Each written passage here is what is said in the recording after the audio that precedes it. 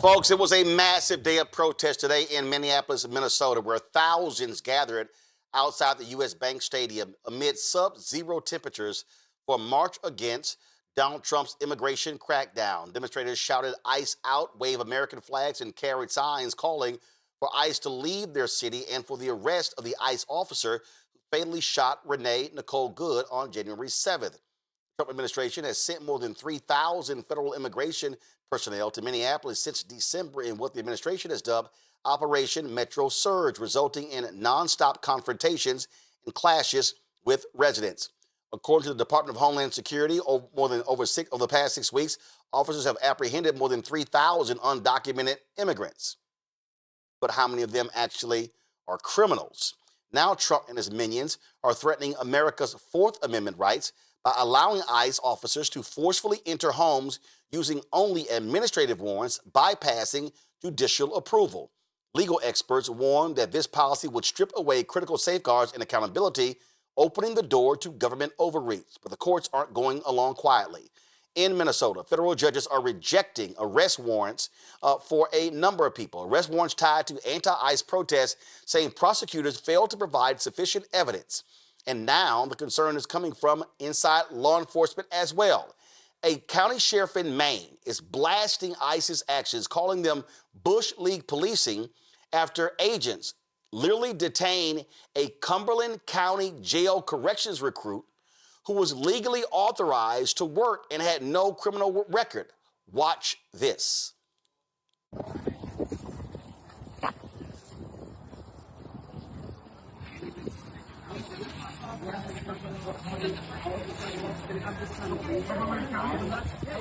Can you call them people first?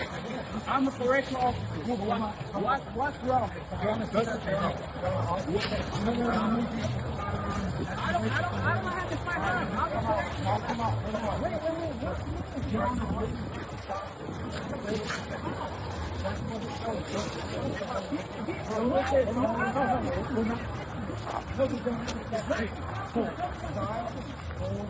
You have an invitation violation.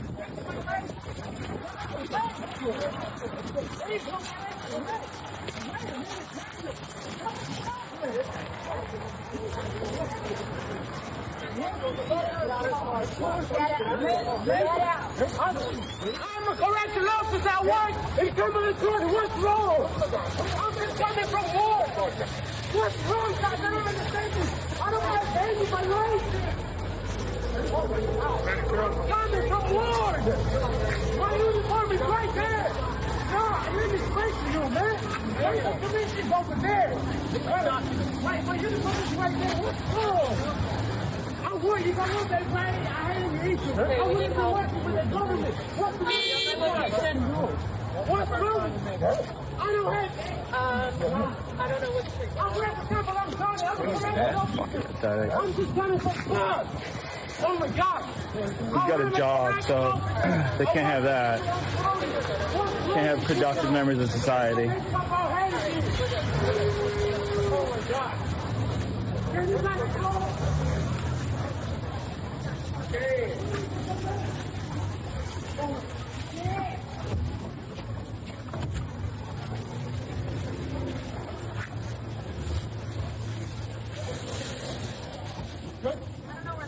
Cumberland County Sheriff Kevin Joyce shared his outrage about this stop. We've all seen the 3-minute video. And I've heard some people say, oh, it's hard to watch. What was hard is that there were 5 to 7 ICE agents there. In my world, my colleagues, we've arrested some dangerous people on the back roads of Cumberland County with 3 or less deputies. Yet, this was a show of force, a show of whatever they were trying to do with 7 people. What's even more disturbing is the comment made by the witness that videotaped this encounter, who said that in the 3 minutes they got out, they pulled a guy from the car, handcuffed him, put him in the car, they all took off, leaving his car with the windows down, the lights on, unsecure, and unoccupied. They left it right on the side of the street. Folks, that's Bush League policing. Again, in my world, you wait for a wrecker. You wait for somebody to come pick it up that the individual wants. Or you get permission to drive the vehicle into a public parking spot and you lock it up and you give the person their car keys. You don't leave their personal belongings unsecure along the streets of the city of Portland. It's not fair to the guy that owns the car. It's surely not fair to the Portland police. Folks, the recruit was hired in February of 2000. First hired in February, and is authorized. First, he was authorized to work in the U.S. through 2029. And to understand what these people are doing, they even at one point a protester was filming them, and an ICE agent said, "We're now going to put you in a domestic terrorist database." Here's what people have to understand: these people are going after everyone, and they absolutely are being given full authority, full immunity, especially by Stephen Miller and others. And so this is what we have to understand that these people are engaged in. The actions that they are engaged in makes no sense whatsoever. And Donald Trump is allowing it. This is what these folks want to do. This is how they want to be engaged. And so we need to understand that the pushback is being severe. This is why Minneapolis is ground center. I want to bring in my panel, Michael Imhotep, host African History Network show from Detroit, Candace Kelly, legal analyst and host Not All Hood out of South Orange, New Jersey, Matt Manning, civil rights attorney out of Corpus Christi, Texas. Glad to have all three of you here. Candace, I want to start with you. These thugs do not care about the law, because the thug-in-chief doesn't care about the law. Stephen Miller doesn't care about the law. J.D. Vance doesn't care about the law. You got the head of ICE walking around in his long coat, just sitting here doing whatever the hell is it that he wants to do. And you have a federal judge in Illinois who said that that dude lied repeatedly. So these folks are lying in court. They are lying to federal judges. They don't care because they know the corrupt thug sitting at 1600 Pennsylvania Avenue, 2 blocks this way from this studio, says, do what you want, I got you covered. Do what you want without any due process, too, that is due to anybody that is on American soil. That is the rule. And people will ask me all the time, no, not if they are not here legally. Yes, yes, yes. If they are here illegally, there's still a process that is due to them. That's why we call it due process.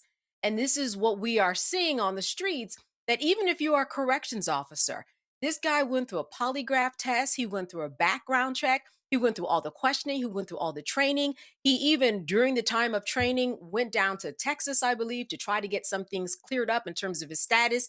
He wanted to work alongside and be a part of the justice system.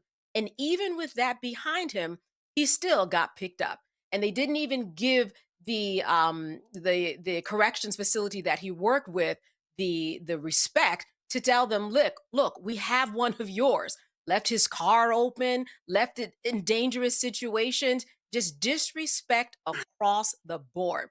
This is the time where people have got to remember the rights that belong to them. You still have a right to remain silent. You still have a right to an attorney. You still have a right to due process. So the more you know the information about the law, the more empowered you become. Because it doesn't matter who you are. You could be a corrections officer. You could be a police officer. They might even make the mistake one day and arrest another ICE agent. It doesn't matter. You're going to get got, because they had 1 year where they hired 12,000 people. There's no way that 12,000 ICE workers can actually be trained thoroughly and not make all the mistakes. And that's what we're seeing. We are seeing the fruit of those seeds that have been planted. And that's why we're seeing these mistakes. And this is just ridiculous. I mean, it is just ridiculous. And it's going to implode even more, Roland. And a thing here that it's abundantly clear, Matt. these folks don't care about due process. And here's their argument. You had this Batya Unger Sargon, supposedly a progressive who now is MAGA. And I'm going to try to find the clip. This idiot was debating Bakari Sellers, who's an actual lawyer, and she's nothing more than an opinion columnist, saying that, oh, no, due process is only for American citizens. She's a liar.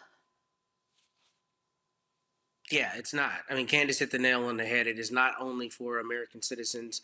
And, I mean, there's a due process that's due to you in the immigration courts. I mean, that's kind of one of the things they're trying to hide behind now, at least in a couple of the stories that have been reported over the time of the ICE increase in administrative, arrests and things, is that they've had a number of people who had already gone through a process and a judge had determined that they needed to be removed. That is part and parcel with the idea of having due process. And I think we may be talking about it a little bit later, but I think the thing that every American absolutely needs to be terrified about, literally afraid about, is that ICE has an internal policy memo saying that they can go into your house with an administrative warrant and not a judicial warrant. And let me explain why that is so terrifying. Because generally what you need is, at least in the federal system or on the comparable state system, you need a judge to determine that there is probable cause for law enforcement to make entry to your home to search it or to otherwise arrest you, right? But these administrative warrants are issued by people who work for the Department of Justice. And I know they're calling them immigration judges, right? But they really are Department of Justice employees, from my understanding. That means the fail-safe, which is a judge who's been appointed, who's gone through the approval process through Senate, the United States Senate, is determining that there's sufficient probable cause to arrest you, is how it normally works. But if ICE is able to go out and arrest people without this warrant, then what this means, without a judicially issued warrant, then what that means is that they can just have basically an insufficient legal basis upon which to claim we get to run into Matt Manning's house. Maybe we think he's harboring immigrants. Maybe we have some reason to believe someone that lives with him is not an immigrant, but we don't have to prove it in the way we normally do. And now we can just write up our own warrant. Basically, it's them issuing their own documents to go and grab people. And that is an evisceration of the Fourth Amendment, which in civil rights law is probably the most litigated amendment.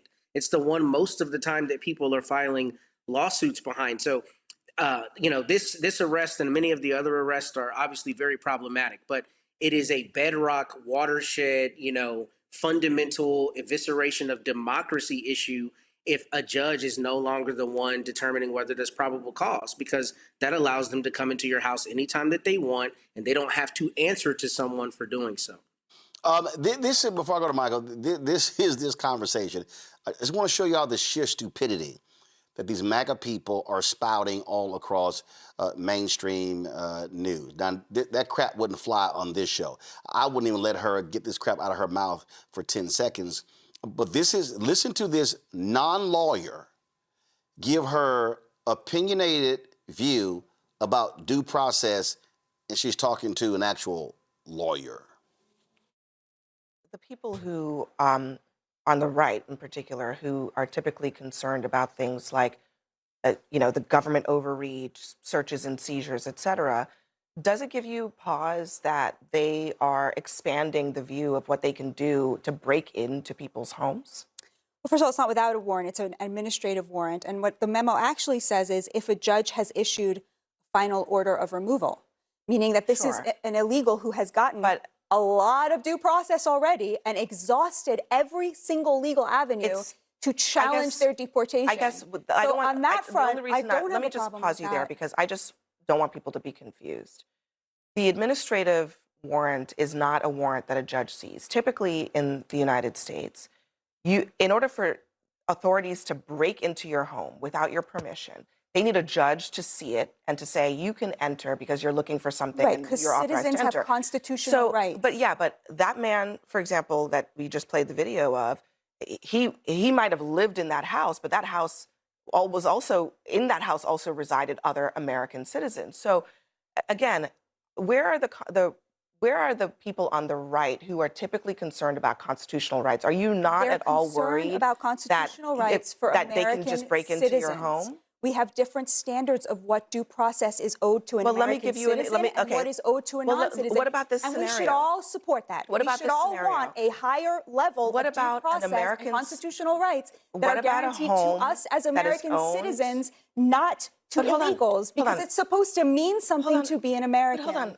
But there are a lot of problems with that. I mean, there are constitutional rights that, like, just basic constitutional rights that don't change based on whether you're a citizen or not. but you're wrong, Batia, because No, they have a right to due process, but that standard is much lower than what counts as due process. You're wrong. That's a different thing. That is right. No, the Fifth and 14th Amendment of the United States Constitution provide that everyone, even non-citizens, have a right to due process. Yes, to due process, but the standard of due process for expelling an illegal is much lower than the standard that we would have if we were accused of a crime. We are talking about entering one's domicile, one's abode. They have a final order of deportation. Batia, you cannot utilize military or law enforcement in the United States of America to enter one's home colloquially willy-nilly.